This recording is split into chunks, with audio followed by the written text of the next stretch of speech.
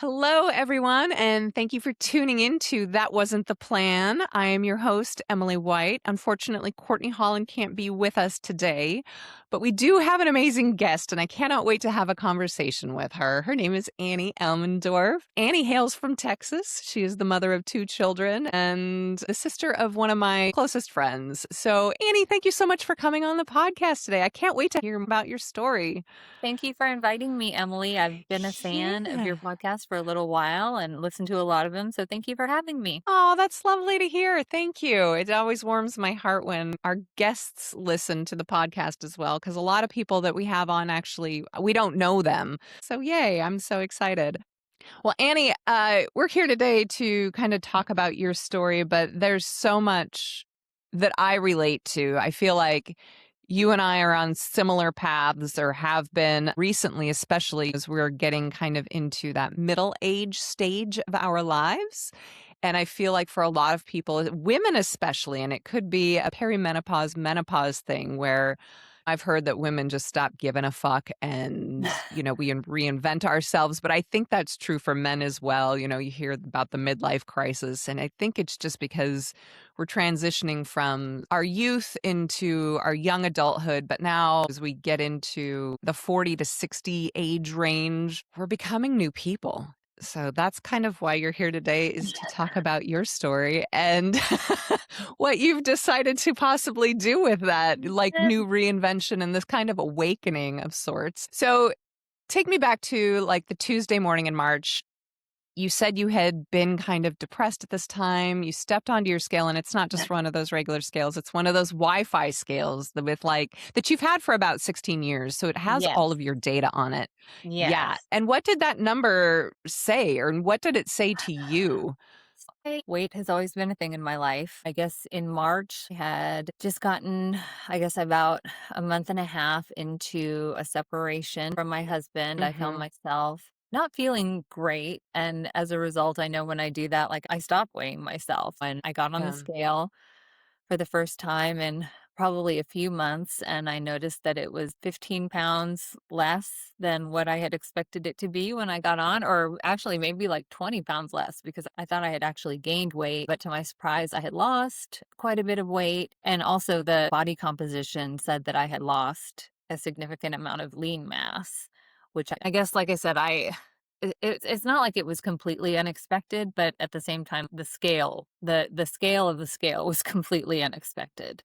Yeah. Um, I had lost a significant amount of lean mass and body weight, and at the same time, my clothes hadn't fit really any differently. So that said to me that my kind of depression and the fact that I wasn't eating right, I was not taking care of my body the way that I have come to in the last, let's call it 16 years. And it was striking and a little scary, as like you said, we're going into this menopause period. Mm-hmm. And I know for a fact that like losing muscle in menopause is a thing. So I guess I just had this It's moment huge. of a little bit of fear and also dread that I was exacerbating and like maybe accelerating this process that was already going to be happening. So kind of like, what am I doing here? You know? Mm-hmm. Yeah. Sorry, I just had a brain fog moment. My God, No. and that's the other problem with menopause.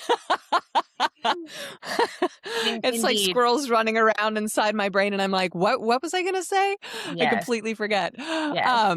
So it was around that time, and it kind of scared you because you had been an athlete for a while now.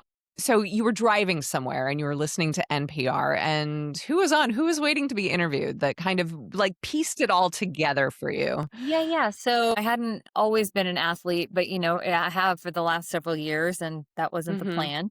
But I was driving in my car, and around this same time, I heard an interview on NPR with Elizabeth Smart, who anyone of our age knows. That was a huge news story, and where she Mhm. was this young, pretty Mormon girl who was abducted from her bedroom, I think, or am I getting? I think she Yeah, was abducted from her bedroom and held against her will for a year or like, more. was it that long? I thought it was only like 3 months or something, but It was a maybe it lot. was I a don't lot know. It was a longer. long time. In fact, I'm getting kind of like goosebumps just thinking about it. But this poor girl, and she was all over the news for, Mhm. forever, it seemed like. And I think everybody assumed the worst for her. And I mean, it was the worst, but on the other hand, she survived. She's a survivor. Yeah. But yeah, so for anybody who doesn't know, yeah, she was held against her will, and they somehow they found her. But anyway, I heard her interviewed on NPR. I had heard, like, I guess a while ago, that she had become like a marathoner, and Okay. and so I knew she had, like, kind of that journey as well. So, long story short, she was being interviewed about, being in a bodybuilding competition, and I thought, "Wow, that's a kind of a crazy." Easy turn for most people, I think. It's like you said, we start lifting weights and stuff, but it doesn't really go through many people's minds to, "Hey, I think I wanna be a bodybuilder." Exactly, exactly. So, the things that she said, that really resonated with me were kind of like, giving her the opportunity to reclaim her body from the horrible things that had happened to her. She talked about just how her body has carried her through so many things in her life. And Uh-huh. while, we all have different journeys, I mean, obviously, like, I also feel like my body has carried me through a lot of things in my life. And so this avenue for her was about strength and determination, and also just like the duality, or the multiple things that we are as women, right? Like, she's a mother, she's a wife, but she's also an athlete and a survivor.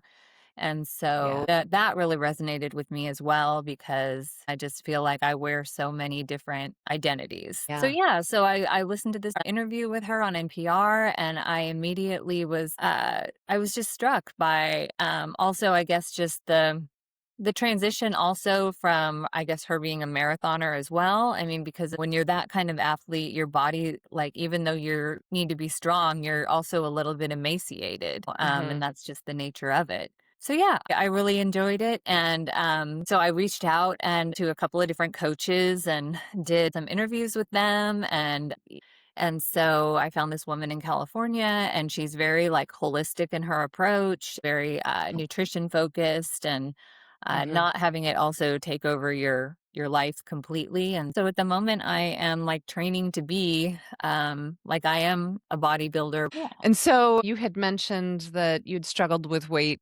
a lot of your adulthood, is that right? Like, take me back to kind of when you were younger and what your life was like and everything. Yeah, so weight has always been an issue in my life. It's been something I've struggled with my entire life, but it hasn't, Okay. like, always been the problem.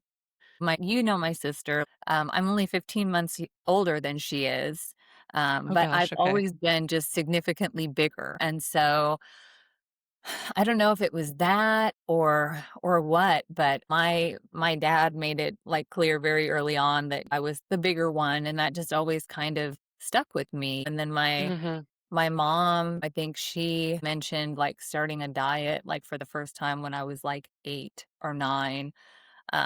Oh my And god.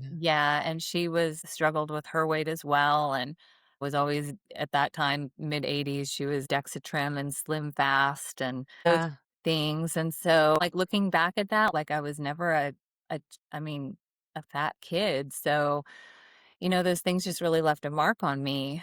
But I think I maybe gained weight and got chubby, like, around middle school, like, when my parents got divorced. Okay. And then it was just really a struggle from there on out. Was never an athlete. So I guess I learned in all that, like, through, going from high school through my adult life, like, Mhm. how to lose the weight, and then it just always would come back and then some.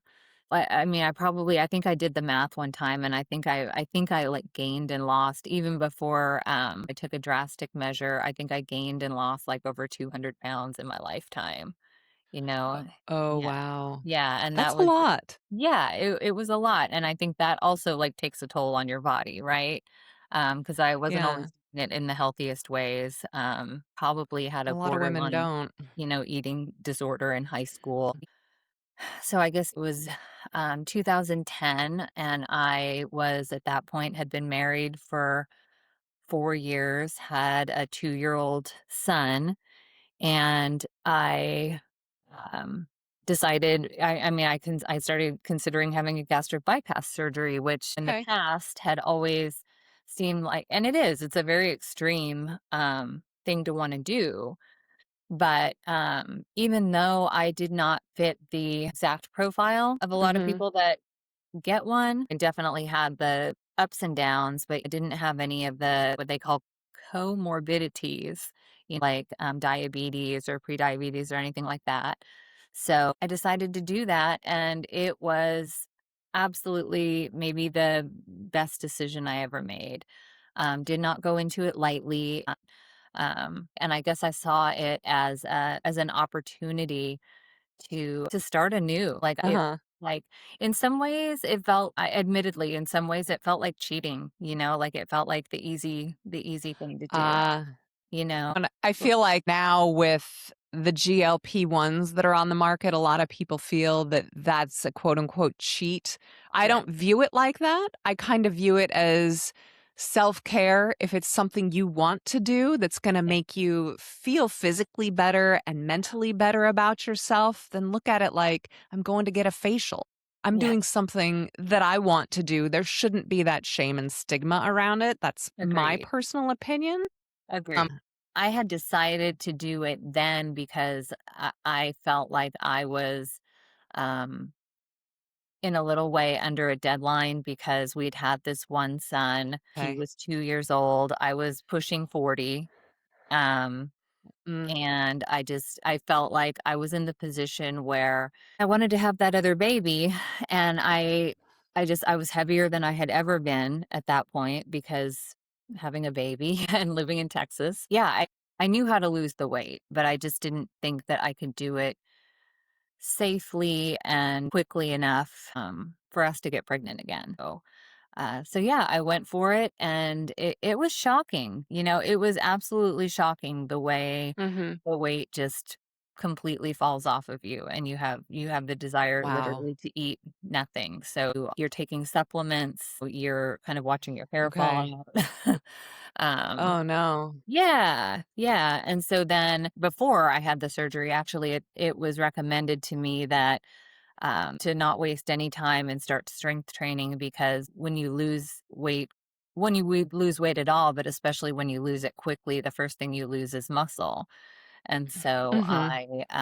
I wasted no time, and I had never really lifted weights, actually. I mean, I guess I did for a little while. Like, I had a trainer before we got married, and Okay. that was awesome. But I mean, at that point, I was still significantly overweight. And so I went full force. I went in 3 days a week and just started doing it. So, Mhm. You had mentioned to me that alcoholism runs in your family. Do you think that psychologically, perhaps some of your mom's comments to you when you were younger had something to do with your weight, had something to do with later on you starting to drink and maybe drink more than you ever wanted to? And oh, without a doubt. I mean, I know now that my use of alcohol and many other addictive tendencies have all come back to just not feeling at home in my own body and yeah. wanting to escape that feeling. So, yeah, I didn't like myself. I didn't like, Mhm. the way I looked. I didn't like the way I felt. And, well, alcohol and a gastric bypass definitely gave me a way to feel better about myself.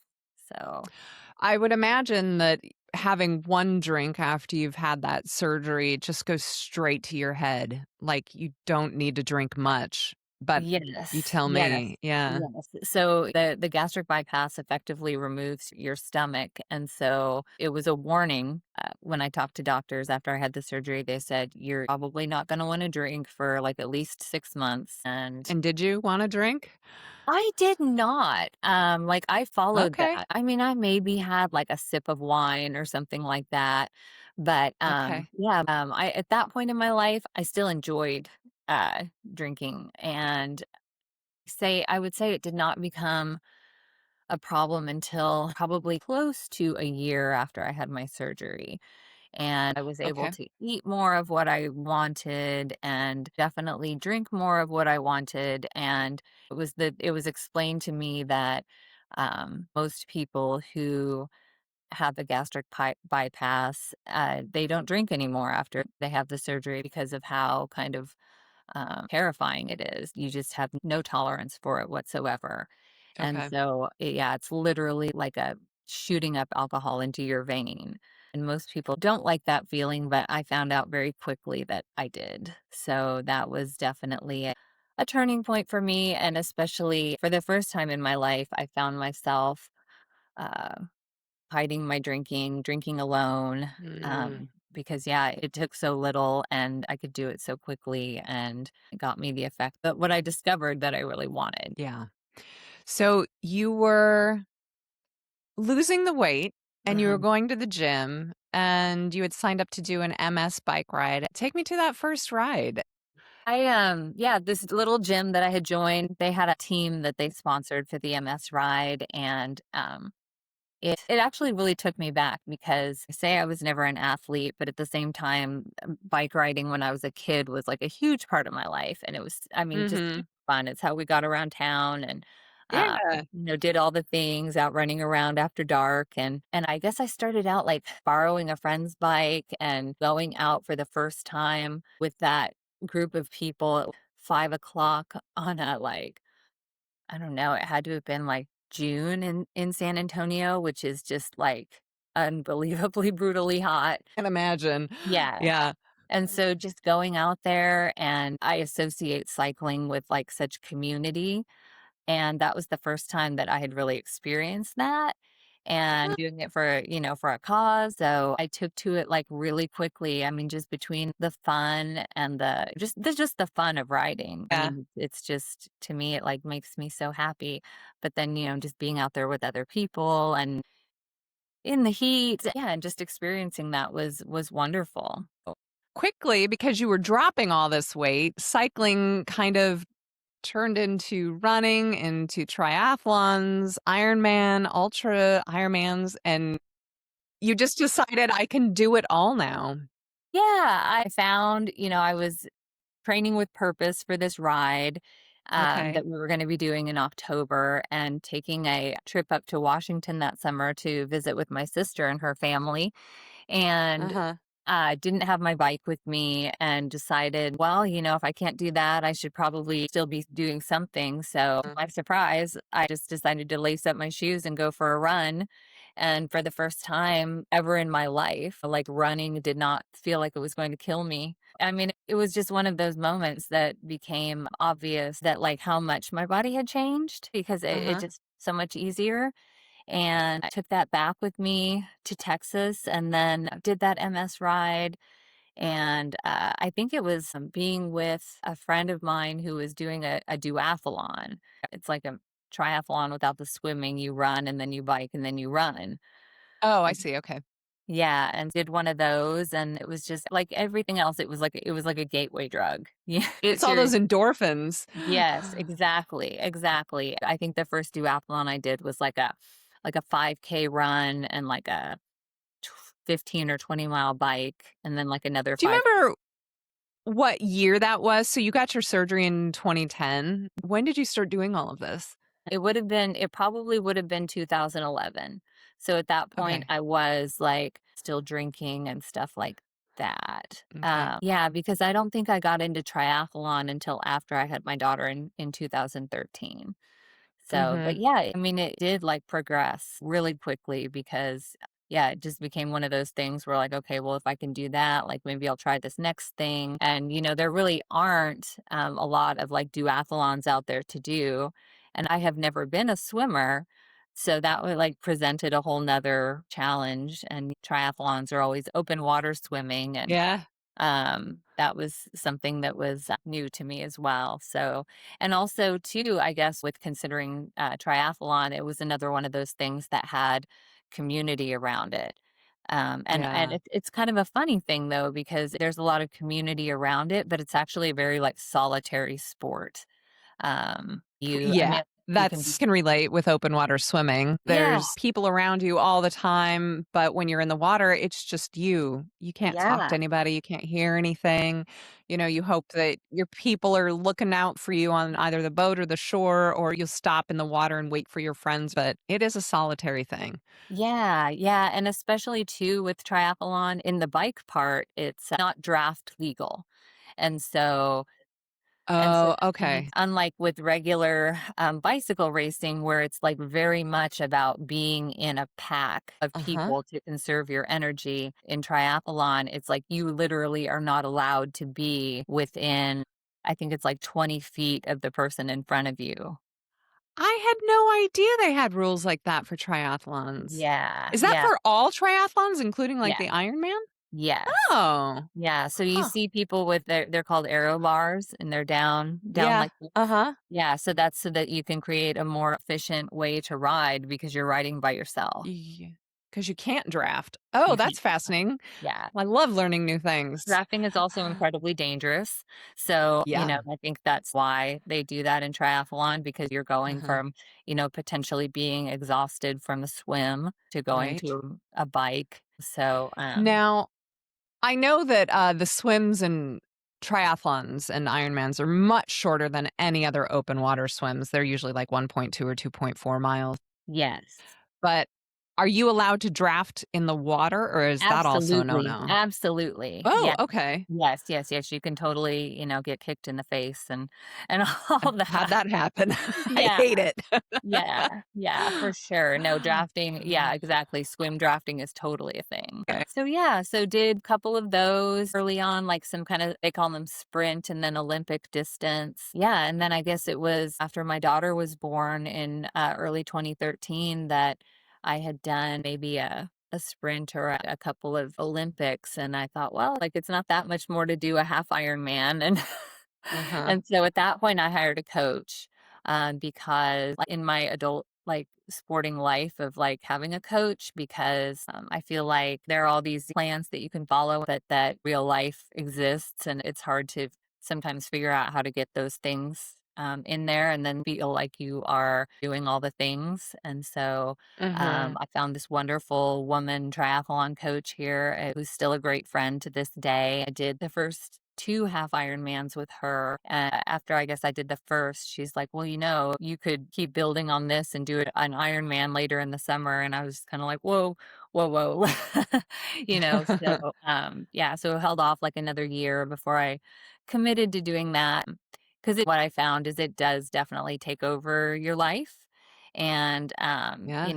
I think too, some of the more addictive tendencies of my personality to kind of like obsess about the numbers and the training and even though I was so far from being even close to being competitive, I mean, Mhm. maybe a little bit in my age group in the like half Ironman distance, but with the full Ironman, it was just about finishing at that point. Yeah. You had mentioned to me in our call earlier that I am totally guilty of having these transfer Yeah. addictions, and that's a proven thing where you just trade one thing for another. So, at this time when you were taking up cycling and then triathlons, were you drinking less at this time, or were you transferring those addictions, or were you still kind of drinking? So in April or so of 2012, Mhm. when my husband confronted me about my drinking, I just remember being absolutely mortified by his kind of catching me in the act of hiding these bottles of booze or refilling them in our pantry. And, I was so scared that I literally quit out of fear. Didn't wanna be an alcoholic, didn't want him to leave me, all these things, and so he very kindly offered to quit with me. I mean, he was the most amazing, caring, supportive partner I could have ever asked for, but yeah, I think it was at that point that Mhm. I recognized sport as a way to replace that. Yeah, I remember in like the early weeks of just quitting cold turkey, I remember him having some friends over for dinner. And I just decided to, like, when they were going to break out the wine, I just decided to go to the gym and run on the treadmill instead. And so I think Ah, that yeah. was the first time that I could see, like, this is something I can do instead of drinking. Mhm. And I think, now, like, I was kind of running away from it because I think I told you in a previous call that, yeah, in those very, very early days after I had quit that first time in 2012, I went to exactly one 12-step meeting and Yeah. decided that it was not for me and that I had nothing in common with the people in the room and that I didn't want anything to do with powerlessness, which is a huge component of working a 12-step program is admitting your powerlessness. And so I think Oh, like it was okay. very much like in disagreement with, like, what I was feeling with my body at the time. Like, I was feeling so much, Mhm. even though I was struggling with alcohol, like, I was feeling so much more powerful in the other ways that I guess my ego kind of took over and I said I didn't need any of that. So, so yeah, You're I guess strengthening your body and finding community in that, yeah. Yeah. which is a form of recovery in itself. Yeah, yeah. So yeah, and so when I did quit that first time, I was pregnant with my daughter just like literally the next month. And so Oh, that kind of bought me an entire year of abstaining, right? I was pregnant, so I did not have the urge to drink. So then after she was born, I slipped pretty quickly into long course triathlon training and had okay. the jogging stroller and was out there with her in it like from the get-go. Actually too, I ran with her until I was 38 weeks pregnant. Oh my gosh. How Yeah. did your knees feel after that? Everything hurt. Like everything hurt. W Once you had your daughter, you were sober, and did you stay sober from there? I did. I did. I stayed sober for 10 years almost to the day. Oh my Which, gosh. and it was funny, we actually had kind of like a life reboot during that time too. We bought a historic home in San Antonio and moved from kind of the suburbs to downtown. And my husband was always joking that we were going into like a witness relocation program because just our life was like looking so different with two kids and not drinking and my more like active lifestyle. And for a long time, it felt like kind of easy not to drink, I guess, because he was my biggest drinking partner and he wasn't doing it with me anymore. Okay. And so, like I said, incredibly supportive and sweet and kind. But, I know now from working the program that I have that that's not unfortunately, the kind of thing that keeps you sober. And since I never was willing to admit that I was an alcoholic to really anybody, but especially not myself. So I think when you don't admit it, like you don't have that knowing that that's what you are. And so the thinking tends to creep in of like, well, maybe I'm not. Maybe I'm not. Maybe after 8 years, I'll have figured myself out and like I can do Mm. this, drink like a normal person. And I remember like having some of those conversations with my husband saying, like, well, do you think that after all this time, maybe I'm fixed? And he was just kinda like, "I don't think you should ever go there." Yeah. And I think that, yeah, for the longest time, probably, fear did keep me sober. Yeah, it was like the perfect storm of Mm. post-COVID. And, Yeah. I mean, I guess I should back up and say that it was really during COVID that I just went full bore into cycling because it was something that Okay. I could do with people and, I had like a Uh-huh. standing date with one of my friends where we rode every weekday. And that was the way that we could see each other, in a Every weekday. yeah, yeah, Wow. That's yeah, commitment. yeah, yeah. And then too, like, I guess missing that community and having that thing to do outside that's social. And I guess it was like between Christmas and New Year's, she had mentioned that she was doing the Rafa 500, where between Christmas and New Year's, you ride 500K on your bike. So that's like 310 miles. And so, Oh my gosh. That's yeah, yeah, I yeah. mean, that's doable depending on where you're at, as you don't have snow on the roads. Yeah, well, not in San Antonio. It's actually, like, the most beautiful time of year to be riding in San I'm Antonio. sure. So I'm that seemed sure. like a stretch, but we did that, And then I guess shortly after that, we were putting in like 200 miles a week, like before that. Okay. So, an extra 100 didn't seem You're that right. Yeah. crazy. And so we did that. And then she had introduced me to some other people in the community in San Antonio. And it was shortly after that that I joined my first racing team. Okay. And so was this in 2021 or 2020 still? So this would have been 2021. Yeah, for sure. And Oh, I okay. and that was again like more, better, faster became like my Mhm. thing, and hiring a coach and wanting to get better and do these races, which again, super dangerous. Mhm. I had done a couple of road races and criteriums and was just riding with some just amazing athletes that I found to be super inspiring, but I also know also kind of like played into insecurities, with my own body and stuff like that. So, because the funny thing about, well, one of the things about cycling is you have this thing called power to weight ratio, in that Uh-huh. because so on a bike, it's, like, very mathematical. You can only go as fast, as much power as you can produce relative to your body weight, Okay. and so Okay. your weight, becomes a limiting factor, but it's also, like, how much muscle you can build, and that also is a lot to do with, like, hill climbing and stuff like that. So Right. we yeah, so I joined this racing team and it was a fun time, but I definitely know that that was kind of like the beginning now of like wanting to drink, because there was a lot of like social stuff involved with that too. Uh-huh. And Uh-huh.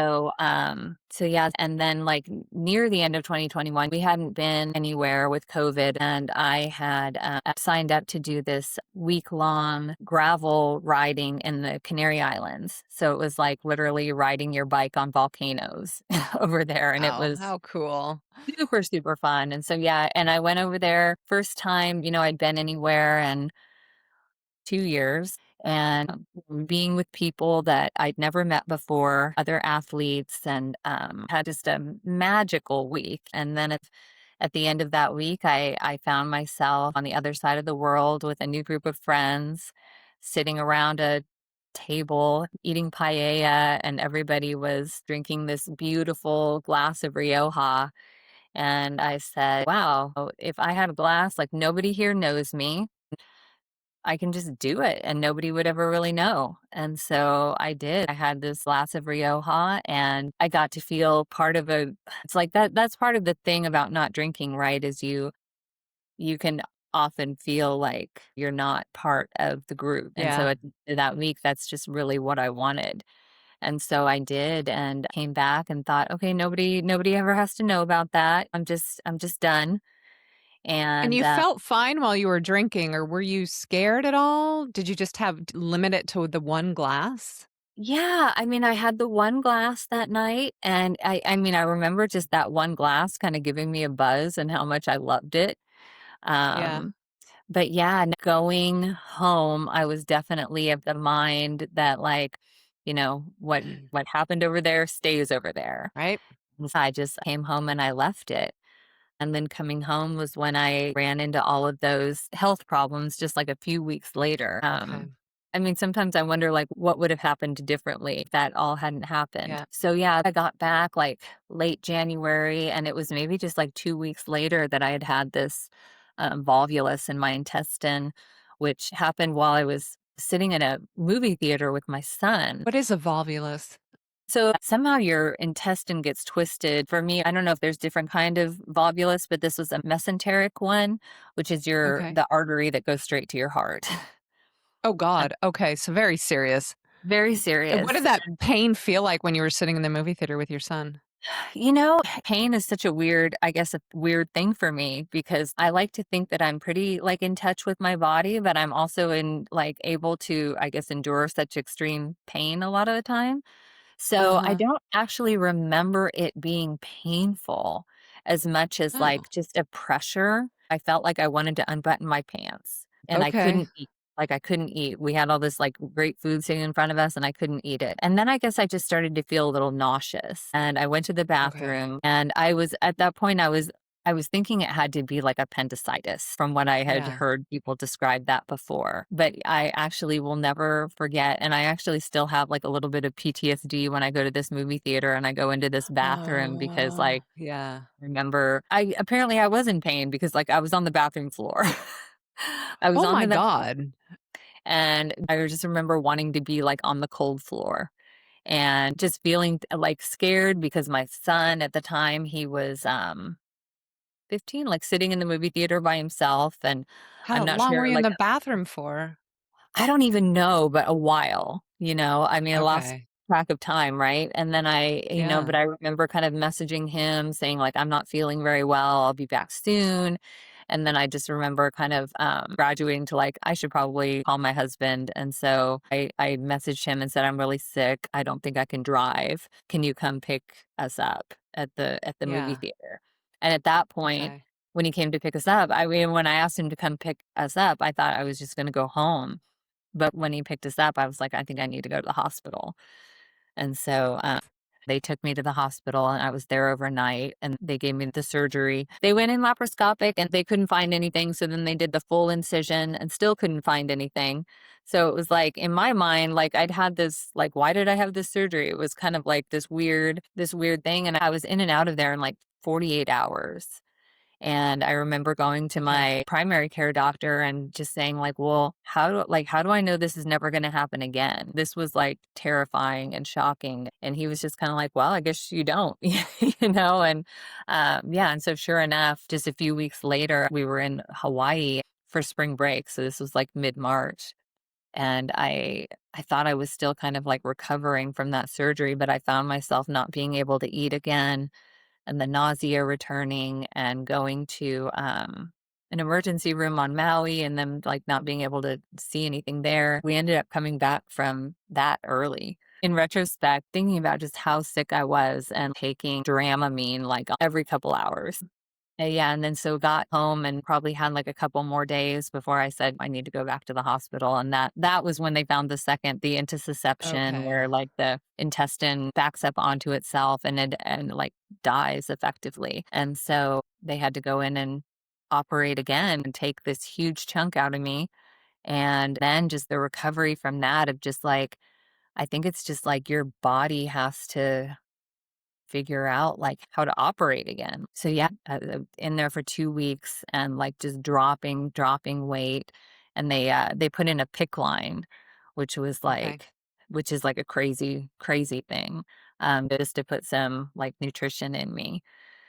Okay. And yeah, so the scar from those like 2 back-to-back surgeries just really like did a number on my body. Yeah. And I Imagine.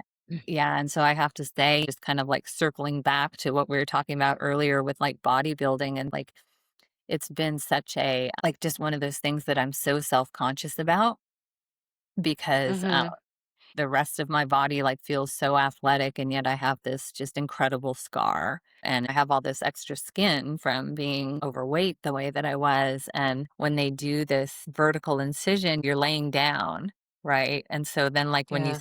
when you stand up, then it's like it's interesting. So it's definitely been one of those things that's just been hard for me. And so after the surgeries, and we talked about how um, I had had this plan to go, cross the Pyrenees in just like a few months later.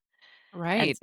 so I did do that. I, got back on my bike just the minute that I could, and started riding and Jeez. riding, um, and yeah, and I think like, in that time too, like I'm thinking, "Oh, I'm gonna have plastic surgery. I'm gonna get a tummy tuck because Mm, I'm yeah. just Yeah. like unhappy with my body." But oh my God, it was so funny. This plastic surgeon, he said, "Oh yeah, I could totally fix that for you, but you're gonna lose your belly button in the process." That would look really strange. Yeah. Yes, and so I was like, maybe I'll just keep that. Like, I Yeah. don't know, There you feel like go. some kind of weird alien, right? Like, how were you born? You don't have a belly, you don't have Right. a belly button. That would be So a yeah story starter at a cocktail ex party or something. exactly, right? "Do you know I don't have a belly button?" Yeah. So you were going this entire year, like January you're in the Canary, February you came home and had your first sort of introduction to the vulvas thing. March, Maui, but then you were back in the hospital, and then, like, April, maybe you were in the hospital for a couple weeks, and then you got Yes. back on your bike and you're heading to the Pyrenees in Yes. June. Yes, heading to the Pyrenees with a dear friend of mine that I made on the first trip that I made in the Canaries. Oh, And so okay. yeah, and so she and I went and we did the Pyrenees together, and I had not had anything to drink in, like, all that time. I mean, obviously, I was very sick and it had not even crossed my mind. And then, we go and we get on this flight to Barcelona, and, of course, the first thing I do when I get on the airplane is order a glass of white wine. So it I really see. kind of like, and And did you and know that you were going to do that? Give yourself permission to do that, or was it just kind of in the moment? it was it's like I wanna say it was in the moment, but I knew. I knew Okay. because it felt like I was kind of, like, replicating the experience that I'd had before, I guess. Okay. Same activities, some of the same people, being away from home, these Mhm. things.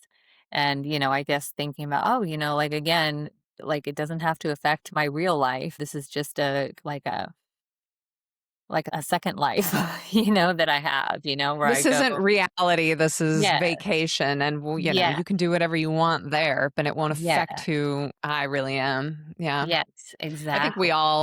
I think that happens to every single one of us when we're on vacation or we go someplace else where you don't have to be yourself for however long. Yeah, yeah, exactly. And I guess that's the thing too, right? At that point, Mhm. I wasn't thinking about it like it was a relapse at all. Okay. I wasn't thinking it was a problem at all. Thinking back to my earlier days of drinking, before I got sober the first time, like when my friends and I would go to New Orleans or whatever and, have a drunken time. This was so far from being that because we're riding bikes all day, every day. And so it Yeah, was yeah. really literally about having a glass of wine, maybe two, at dinner that night, sitting around a table, eating Mhm. Basque food and talking about the day and like getting just like a little buzz on before collapsing into bed that night. So yeah, so it just didn't feel like a problem in any way, shape, or form. And so I think that is why when I got home that I didn't feel the need to tell my husband about it. Did you continue drinking when you got home?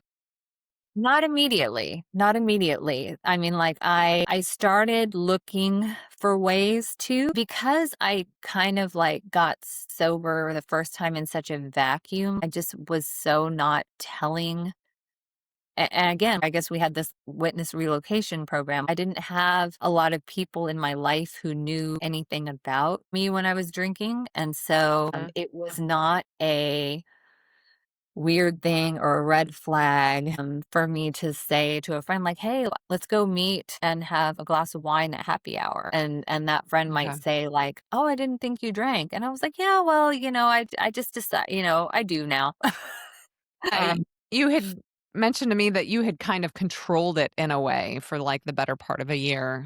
yeah, yeah. I mean, at that point though, I'd really only done it on vacation, right? And so this was like later Mhm. in the summer. And the friend would be like, Let's go have a drink." And I'd say, "Sure, that sounds great." And I guess it was like around that fall that I decided I should tell my husband. And he was completely alarmed. And I He had told no him, idea. no, he had no idea. And Okay. I'm telling him like, I mean, now I know it's just like the thing that addicts do. You say like, "I've got this. Like, you don't have to worry about me. Like, I've got this." And I did have it. Like you said, I controlled it then for Mhm. almost over 6 months, and I didn't drink at home. He and I would go out to dinner, and I would have a glass of wine with dinner, and he still was not drinking. Okay. So I definitely had, like, some shame around that of, like, "Okay, he's still not drinking, and what does that say about me?" Mm. But yeah, so that went on for almost, like, 9 months until, my mom passed away in June 2023.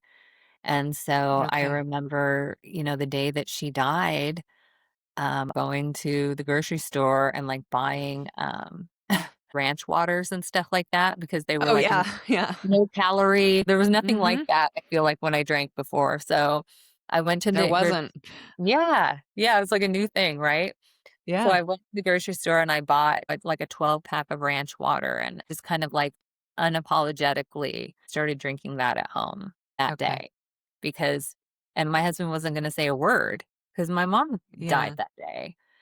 yeah, And so, and that just like from there is where it like really escalated quickly. Um, yeah, when my mom passed away, I was getting ready to take another bike trip, but it was like going to be driving out to Arizona to ride with some friends. And I remember when she passed away, I was like, should I cancel this trip? Because it was funny because it felt like I should definitely cancel this trip. My mom just passed away.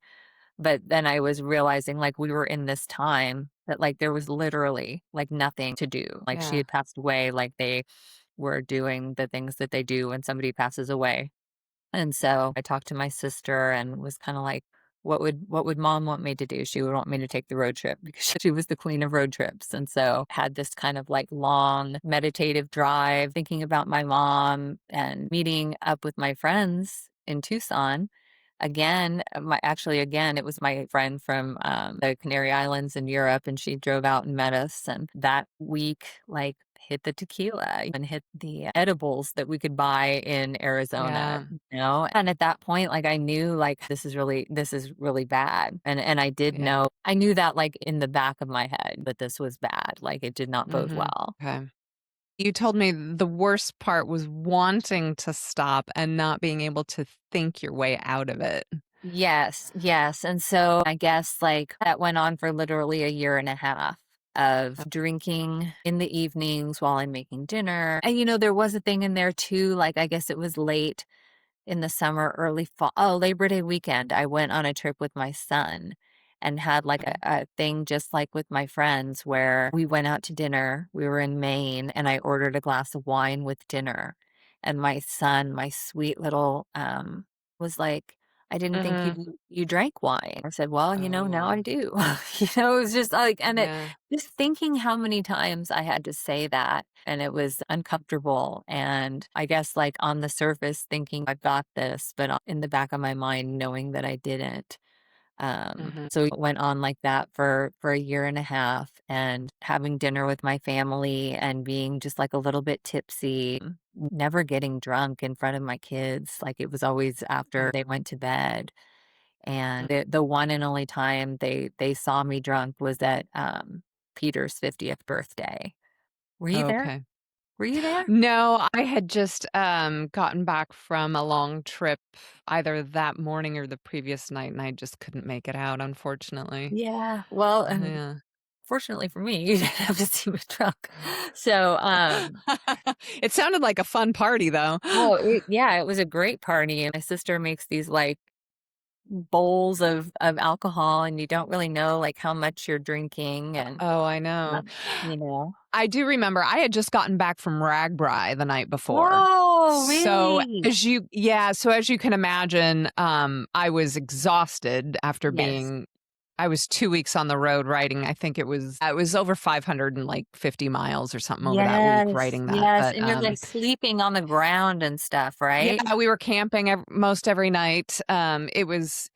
It's a tough week. It really is. So and then we drove out there, so, the road trip in and itself, and then I Uh-huh. remember I had gotten back to Seattle, and the morning of Peter's party, I found out a friend of mine had died from breast cancer that morning, same kind of cancer that I had had, so I think just all of that just was too much for me, and I said, "I can't go be social at a party right now, I'm too exhausted, and I'm not mentally in a good space for that." Absolutely, Yeah. So anyway, sorry to derail from your story, but yeah, that's why I couldn't make it out. yeah, so I guess that's, like, a year after, and, my husband at that point is begging me to quit, and Okay. I want to quit, like, I don't want to be hurting him, and I don't want to be, putting this, like, stress on my family. Uh-huh.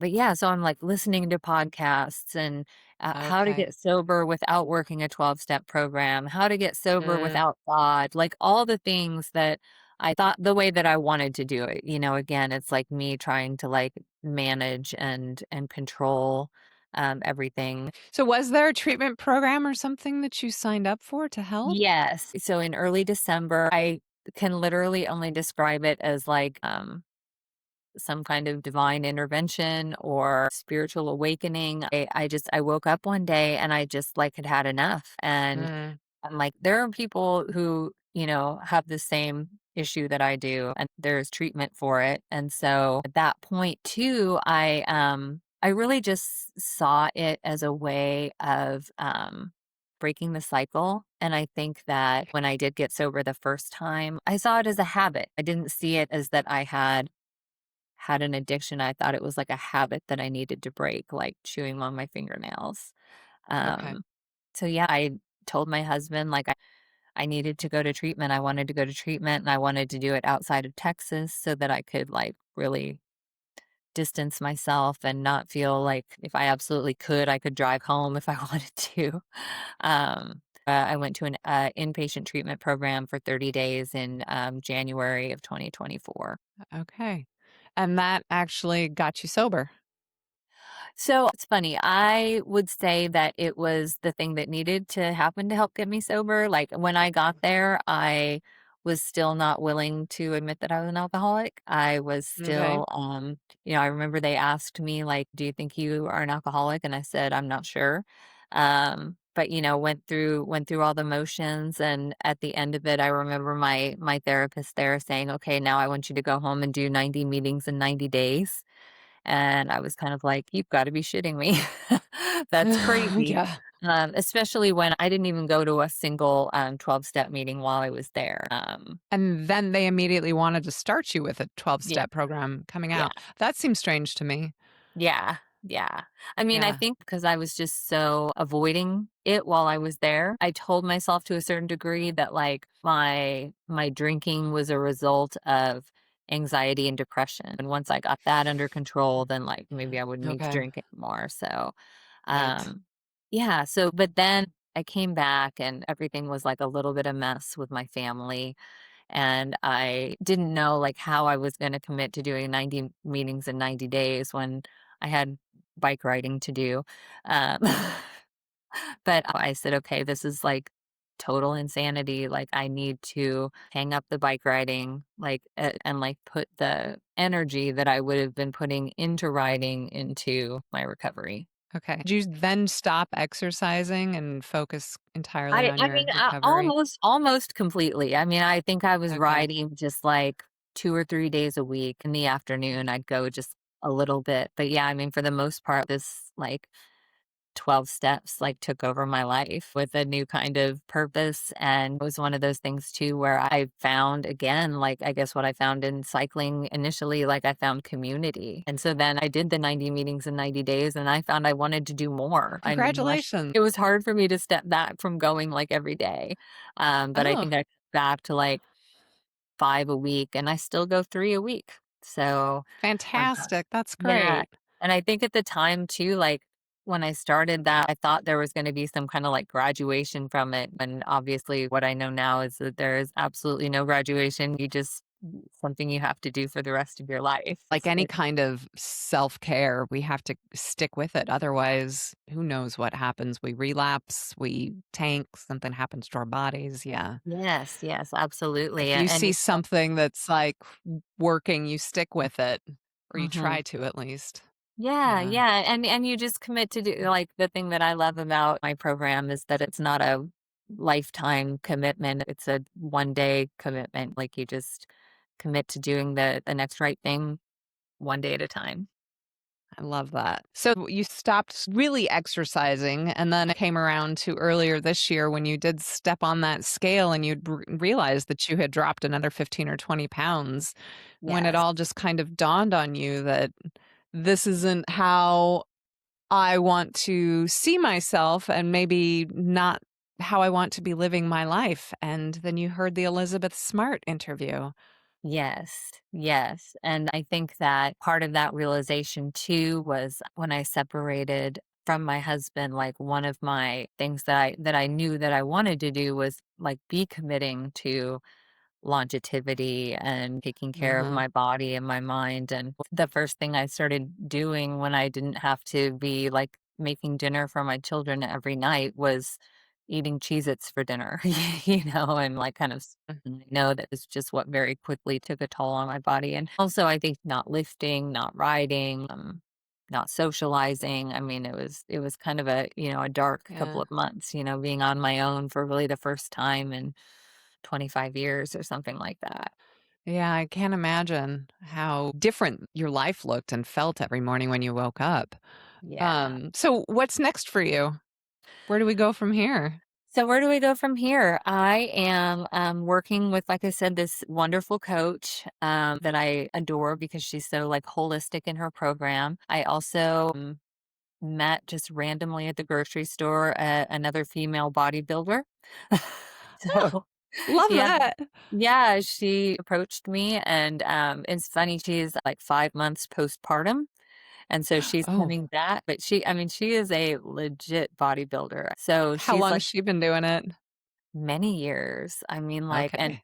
yeah, many years. So it's kind of cool, like that I've got this local friend that does it, and she's much younger than me too. And the woman that I have in California, Jen, my coach, she's my age, and she had dabbled in triathlon and all that kind of thing. But yeah, so I find myself going down this path, and how it's so different than anything I've done before, because even though it's like I'm very committed and I'm very focused to it, it's not taking like the time really that the other things did, right? I mean, it's Yeah. taking time in different ways, and then I'm being very like purposeful about the things that I'm eating, but like I'm not Okay. out there spending hours on the bike every day. So, Yeah. Cycling is a time commitment for sure. yes. Where I imagine, At that getting in the gym and training your body in a different way doesn't take 6 hours a day, or maybe it does. Exactly. It takes an hour, an hour, and Okay. then, I mean, I guess going back to the Elizabeth Smart stuff, like, it is about finding that strength and seeing just watching, I guess, your body, like, transform and feeling that strength, and also just how good it feels to be eating the right kinds of foods to fuel exactly what you're doing. Whereas I feel like when I was doing a lot of riding, like, it was just about literally about calorie replacement, Calories. and so, like, Yeah. would be consuming huge handfuls of Sour Patch Kids, you Ooh, know? Yeah. yum. Because that was what my body needed when it was Right. doing that. Now it's about, like, 4 meals a day with, plenty of carbs, plenty of protein, plenty of healthy fats, and, plant-based for the most part. So, Okay. and that's kind of been a challenge to find how to get those proteins in, Mhm. um, without a lot of meat, but she also has me tracking fiber, and I think that's been really Okay. good for me too. So a lot of Yeah. beans and grains and all that kind of thing. So when's your first competition? So if I decide to do that, I'm thinking next fall. I'm Oh, thinking how next. exciting. Yeah, That's yeah. exciting. I think in a couple weeks I'm gonna be starting my first build phase. So everything until now has been like high reps. And I think that in the build phase, I'm not entirely sure because it's all uncharted territory for me, but I think it's you do a lot of carbs and you do a lot fewer reps. So Oh, yeah, okay. That's yeah, a whole new world for me. yeah, Yeah, I yeah. do some weights a few times a week, and that's about it. Yeah, but it's so good Um, for us. uh, It's good for everybody, but I mean, especially like at this stage in life. Even though I still love to get out on my bike a couple days a week, I feel like just getting out there, it's joyful for me. And it gives me something like being with people and being outside, that like kind of being in the gym is more solitary and uh-huh. kind of nose to the grindstone. So yeah, the whole experience has, I guess, actually brought me full circle on cycling too, because even though I never would have admitted it in the time, like when I was in the throes of doing all that writing, like I did lose some of the joy in that It's easy to because it's do. so much more about more, better. And so I'm really trying to walk like that line this time. Like I do not want foray into bodybuilding and nutrition to be a transfer addiction. Like Yeah, I'm working so hard to make sure that it is healthy and like adding to my lifestyle and my life, yeah. my longevity, I hope. Yeah, yeah. Well, Annie, thank you so much for talking with me today. I think it's just incredible that you're doing this bodybuilding. Honestly, you had seen all these photographs. I feel like when we were younger in the 80s, like you saw bodybuilders everywhere, just kind of greased up and tan and beautiful. And then it Yes. just kind of falls, off to the side. But the older I get, the more women, especially, I see are getting into it. And I came across this woman on Instagram, and I think she was in her mid to late 70s when she started lifting weights for whatever reason. Her doctor was like, go lift weights. It'll be good for you as you Yes. age. And Yeah. now she's become like a bodybuilder. And I think it's just fantastic. And then the whole Elizabeth Smart story, when I saw that, I guess probably around the same time you did, 6 or so months ago, I was like, wow, it's just incredible. The things that we can do with our bodies. And hey, man, if you find joy in something, go for it. Yes, absolutely, Yeah. absolutely. Before I go, I've got one more question for you. What is one of the kindest things someone has ever done for you? So, I knew you were gonna ask me this, so I was thinking about it ahead of so I was thinking that, when you're out riding a bike, especially in Texas, you encounter, like, the best and the worst of humanity. Like, I Yeah. mean, this is absolutely true. I mean, like, you in Texas, there are, like, some people who are pretty like anti people, bikes being out on the road. So one time when I was Ironman training in the middle of nowhere, I had these two water bottles on the back of my bike, like behind my seat. And I was Mhm. out there just in the middle of nowhere. It was probably 100 degrees outside. And Jeez. I was riding along and I heard like there was a truck coming up behind me and he was driving like very slowly. And I just remember like kind of like fight or flight taking over. I'm like, what am I going to Yeah. do? Nobody around. There's nobody around. What am I going to do? And I looked over and he held up my water bottle. I had gone Yeah. I had gone over some railroad tracks and the water bottle fell off the back of my bike. I mean, it was just like a kind of a beautiful moment in humanity where I was like expecting the worst and getting like the Yep. best of humanity. So, Oh. Oh, yeah. I love to hear that because it's so true. Especially for women, we have a lot of that fight or flight. And when somebody completely shocks you and you're like, oh, thank you. Yeah, I needed that. Yeah. Yeah. Yeah. So, yeah, that was a lot of years ago, but I mean, like, it's just always stuck with me. And just thinking about all the times, yeah, that I've been broken down on the side of the road and people stop and ask, do you need help? Do you need water? Like all these things. So it's That's one of the things I sweet. love. Oh, well, thank you again for coming on today. Listeners, viewers, if you have any questions for Annie, you can always reach out to us and we will get in touch with Annie. Our email is thatwasn'ttheplanpod@gmail.com, or you can reach us through our website at thatwasn'ttheplan.com or find us on the social medias. And please, as always, go into wherever you're listening or watching and rate and review us. We love those 5 stars. Yeah, Annie, thank you again. This was wonderful. And until next time, I will say goodbye.